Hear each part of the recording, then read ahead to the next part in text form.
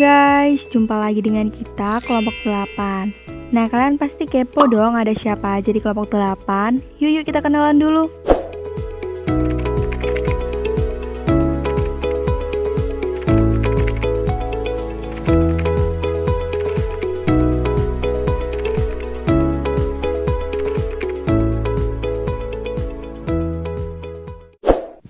Pada kesempatan kali ini, kita akan membahas mengenai sistem pengendalian manajemen BNI. Bank Negara Indonesia atau BNI didirikan tahun 1946, menjadi bank sentral dan bank umum pertama milik negara. Nah, saat ini BNI dipimpin oleh seorang direktur utama, yaitu Bapak Royke Tumilar. Hingga saat ini, Bank BNI memiliki lebih dari 200 kantor cabang dan 1085 kantor cabang pembantu dalam negeri. Selain itu, Bank BNI juga memiliki beberapa kantor cabang yang tersebar di luar negeri. BNI menawarkan layanan penyimpanan dana maupun fasilitas pinjaman. Bank BNI terus berinovasi untuk memberikan layanan para nasabahnya. Dalam memberikan layanan finansial secara terpadu, tentunya Bank BNI memiliki sistem pengendalian manajemen yang baik. Nah, untuk lebih jelasnya, yuk simak pemaparan kami. Oke teman-teman, di sini kita akan menjelaskan mengenai aplikasi sistem pengendalian manajemen pada Bank Negara Indonesia. Langsung disimak aja ya videonya. Untuk mencapai tujuan perusahaan, maka BNI akan menyusun visi dan misi. Berikut adalah visi dari BNI, yaitu pada tahun 2020 BNI ini melakukan restatement visi, yaitu menjadi lembaga keuangan yang unggul dalam layanan dan kinerja secara berkelanjutan. Dan selain itu, BNI juga melakukan restatement misi, yaitu memperkuat layanan prima dan solusi digital kepada seluruh nasabah selaku mitra bisnis pilihan utama dan memperkuat layanan internasional untuk mendukung kebutuhan mitra bisnis global. Untuk rincian misi ada pada layar, yaitu ada 6 poin. Dalam mencapai tujuannya, BNI dihadapkan dalam banyak sekali situasi. Salah satunya yaitu pada tahun 2020, dampak pandemi COVID merupakan salah satu tantangan terberat yang dihadapi oleh dunia global termasuk juga Indonesia. Melemahnya kinerja ekonomi di Indonesia ini juga berdampak pada kinerja BNI. Dengan itu, BNI berusaha untuk terus mendorong bisnis di tengah pandemi sambil menjaga kesehatan dan keselamatan para karyawan dan nasabah, serta memberikan sumbangsi nyata bagi masyarakat yang terdampak. Dengan itu, BNI terus mengupayakan kinerja yang maksimal dengan membentuk Crisis Management Team dengan keterlibatan dan pengawasan penuh dari tim manajemen senior. Karena dampak dari pandemi, maka digitalisasi UMKM di tengah pandemi ini merupakan suatu keharusan, karena adanya shifting tren dari pembelian tatap muka menjadi online.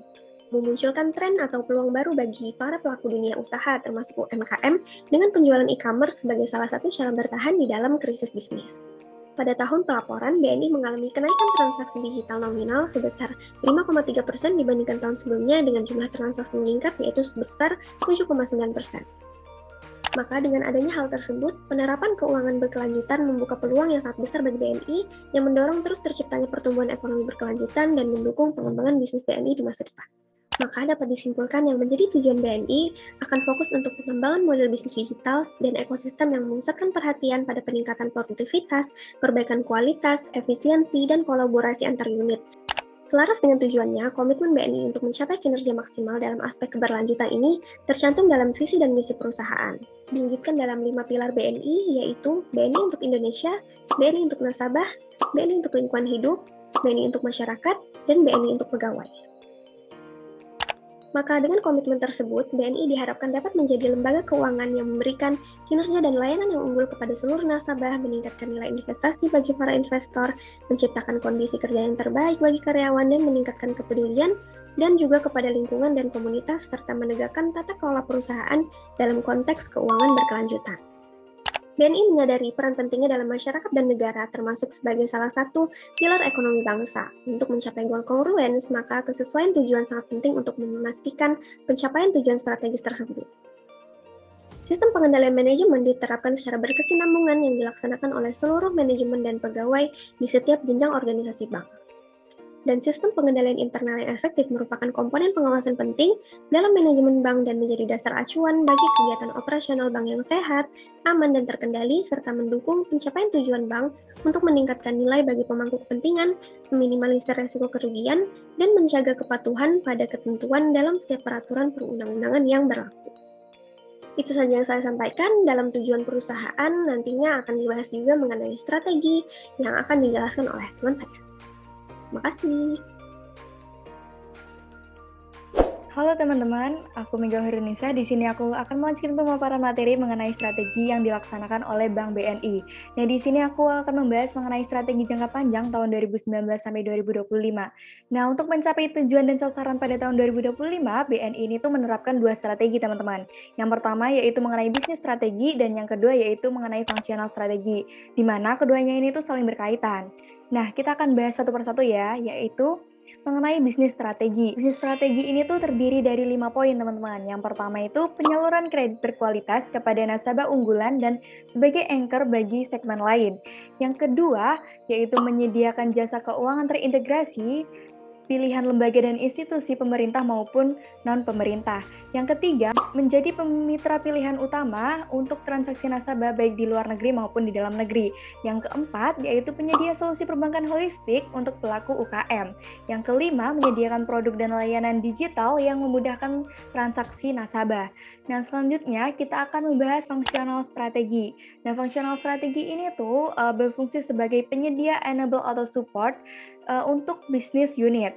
Terdiri dari 6 poin. Yang pertama itu ada optimalisasi platform digital dan bisnis proses digital.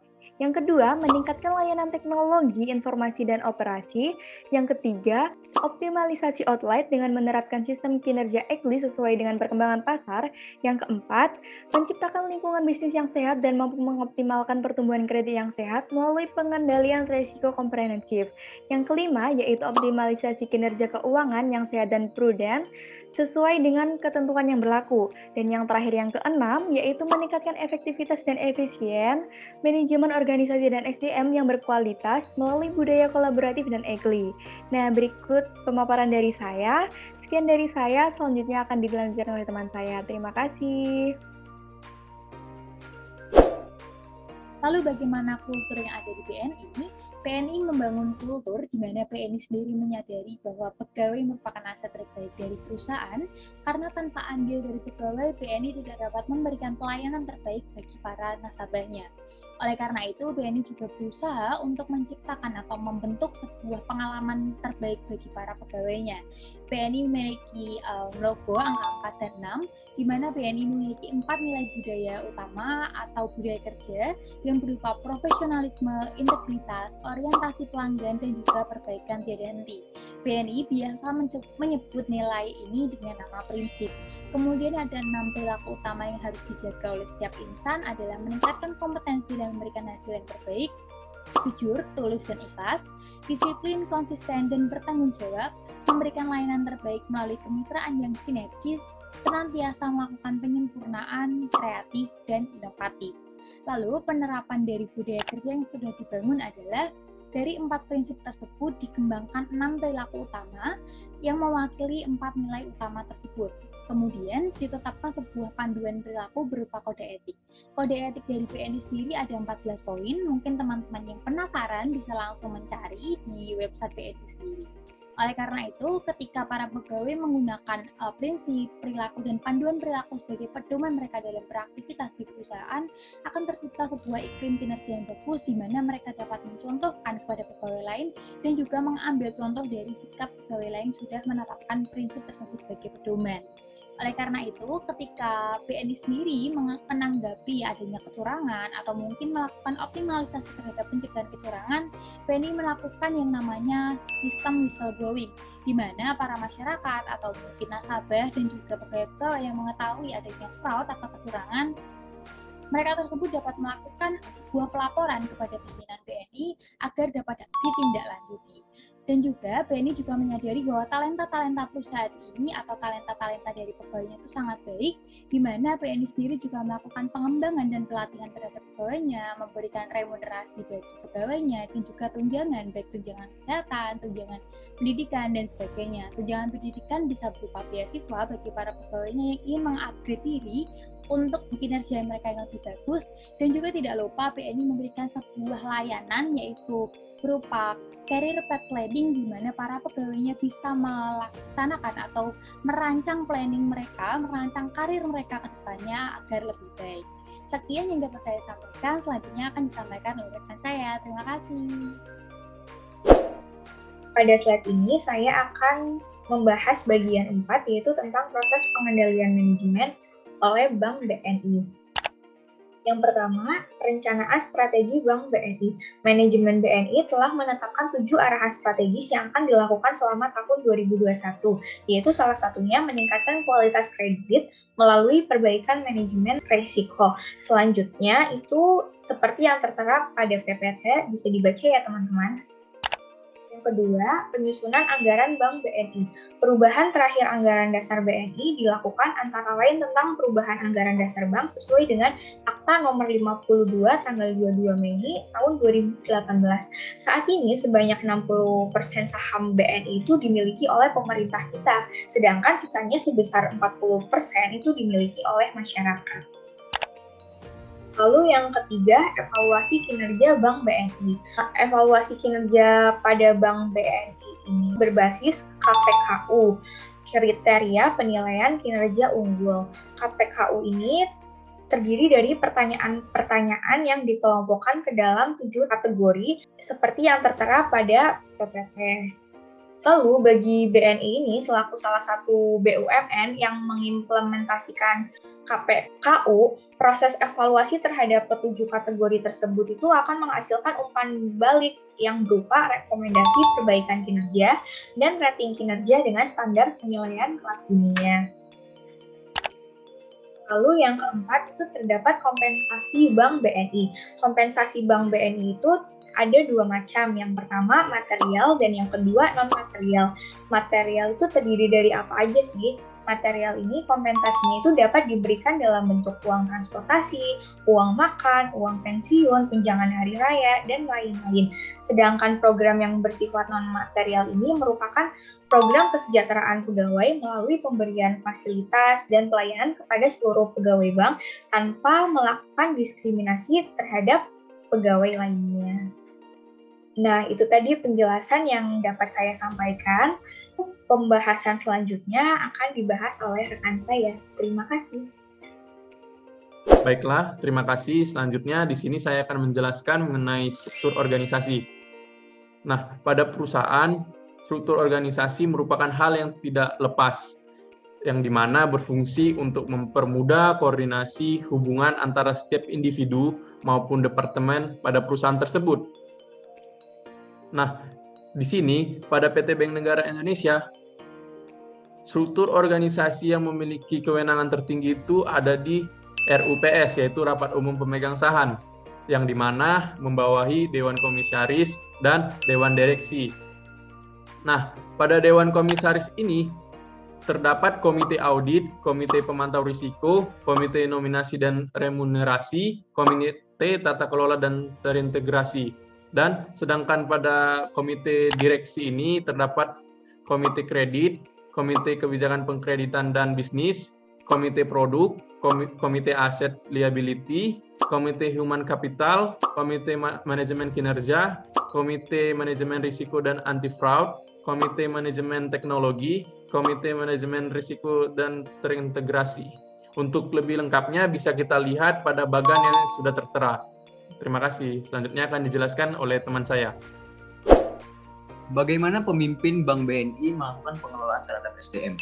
Nah, tentunya setiap pemimpin harus selalu berupaya untuk memperhatikan pegawai mereka dengan sebaik-baiknya, yaitu dengan melakukan pengembangan pegawai, penghargaan, dan upaya-upaya lain yang berhubungan dengan kenyamanan pegawai untuk bekerja. Gaya kepemimpinan di Bank BNI untuk mengelola serta meningkatkan kualitas SDM yaitu dengan menerapkan kedisiplinan, merumuskan ide, rencana, mengambil keputusan mengikut sertakan bawahannya, objektif, memberikan kebebasan berpendapat, memberikan motivasi kepada para pegawai, walk the talk, yang dimana gaya kepemimpinan paternalistik diterapkan melalui suasana perusahaan yang bersifat kekeluargaan, saling percaya dan kerjasama, saling menghormati satu sama lain, serta objektif, serta gaya kepemimpinan laissez-faire yang diterapkan dalam memberikan kebebasan berpendapat kepada para pegawainya. Bentuk motivasi yang diberikan oleh pimpinan Bank BNI adalah coaching, motivasi pelayanan prima, memberikan reward kepada pegawai yang berprestasi, berkumpul dan evaluasi terhadap seluruh pegawai, memberikan kebebasan berpendapat, dan memberikan kebebasan berkreasi dan mengembangkan diri. Setelahnya akan dilanjutkan oleh rekan saya. Oke, selanjutnya saya akan menjelaskan keunggulan dan kelemahan PT Bank Negara Indonesia berdasarkan tingkat GCG-nya. Saya membagi 3 badan analisis, yaitu governance structure, governance process, dan governance outcome. Pada governance structure sendiri, PT Bank Negara Indonesia itu memiliki keunggulan di mana kelengkapan struktur tata kelola BNI telah memenuhi persyaratan, didukung dengan struktur perangkat satuannya, yaitu Satuan Audit Intern, Divisi Manajemen Risiko Bank, serta Divisi Kepatuhan yang profesional dan independen, dan lembaga lainnya. Lalu, di kelemahannya sendiri tidak memiliki kelemahan. Di governance proses, PT Bank Negara Indonesia sendiri memiliki keunggulan di mana pengambilan keputusan baik bisnis maupun non-bisnis telah dilaksanakan dengan berpedoman pada prinsip tata kelola yang baik dan tercermin dalam pemenuhan kewajiban BNI sebagai bank maupun sebagai kepada stakeholder lainnya. Namun, di sisi lain memiliki kelemahan, yaitu masih terdapat kasus fraud maupun sanksi dari regulatornya. Untuk governance outcome sendiri, PT Bank Negara Indonesia memiliki keunggulan di mana BNI tetap dapat mempertahankan kinerja serta memastikan operasional perbankan berjalan dengan baik di masa pandemi seperti ini. Lalu dari sisi prudens serta pengendalian gratifikasi mampu dikelola secara manajemennya. Namun di sisi lain memiliki kelemahan, yaitu masih terdapat pengenaan sanksi berupa teguran maupun denda oleh regulatornya. Mungkin sekian dari presentasi saya, terima kasih. Oke teman-teman, itu tadi pemaparan dari kelompok 8, semoga bermanfaat.